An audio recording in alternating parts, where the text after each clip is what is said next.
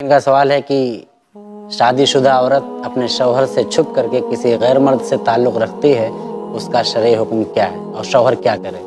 एक शादीशुदा औरत, उसकी जिम्मेदारी है कि वो अपने शौहर के साथ वफादार रहे, खयानत ना करे।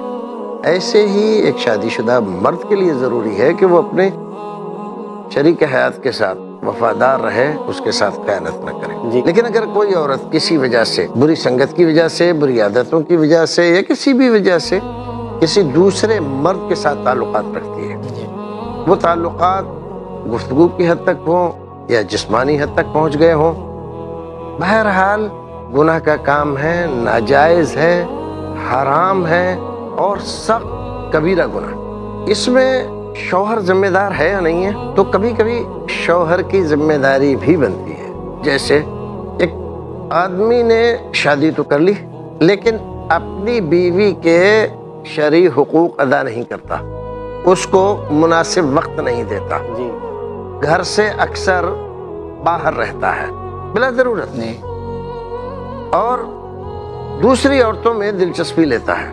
ये औरत, इसकी अपनी फितरी ज़रूरियात हैं।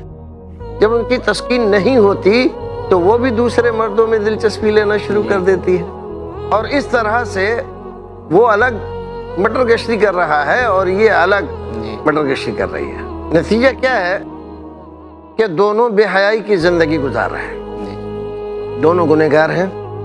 इसका गुनाह, ये औरत जो कुछ कर रही है, एक हिस्सा मर्द के हिस्से में जाता है कि अगर ये शरई हुकूक को पूरा जिसको हुकूक ज़ौजियत कहते हैं पूरी तरह अदा करता तो शायद ये गुनाह में ना पड़ती, लेकिन उसने इसकी तरफ से बेतवज्जही की, उसके हुकूक अदा नहीं किए।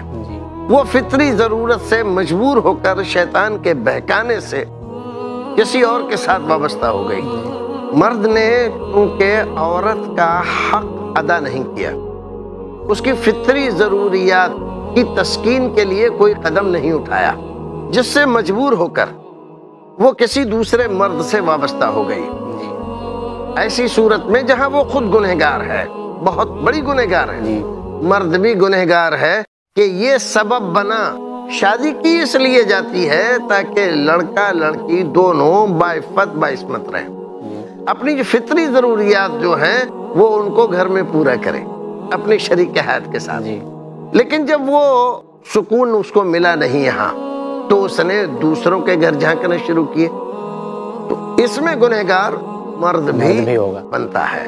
वैसे अगर वो पूरे उसके हुकूक अदा कर रहा है, उसको वक्त भी दे रहा है, सारी ज़रूरतें भी उसकी पूरी कर रहा है, हुकूक ज़ौजियत भी अदा करता है, फिर भी औरत अपनी शहवत रानी से दूसरों की तरफ देखती है या वाबस्ता होती है, तो तन्हा वही जिम्मेदार और गुनहगार है, ये मर्द गुनहगार नहीं है।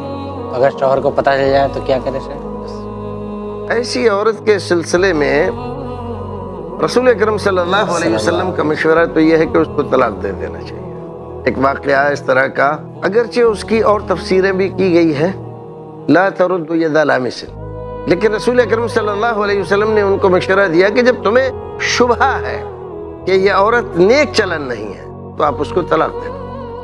बोतान बांधने से, उसके सिलसिले में बदगुमान होने से, ताल्लुकात खराब करने से बेहतर है उसको तलाक दे दो, अपना घर कहीं और बसा लो, वो अपना घर कहीं और बसा ले। समाज को मुसीबतों में मत फंसाओ। तो ऐसी सूरत में चाहिए मर्द को तलाक दे देना चाहिए और उसको बता देना चाहिए। वजूहात ये है, पहले समझाना चाहिए, लेकिन एकदम तलाक नहीं देना चाहिए, पहले समझाना चाहिए। और एक बात और मैं कहना चाहूँगा कि मर्द हो या औरत, बिला वजह बगैर सबूत शरई के खामखा बदगुमानी की बुनियाद पर इल्ज़ाम तराशी नहीं करना चाहिए या शौहर को बीवी की, बीवी को शौहर की टोह में लगकर जासूसी की हद तक उसके पीछे नहीं पड़ना चाहिए। इससे बचना चाहिए।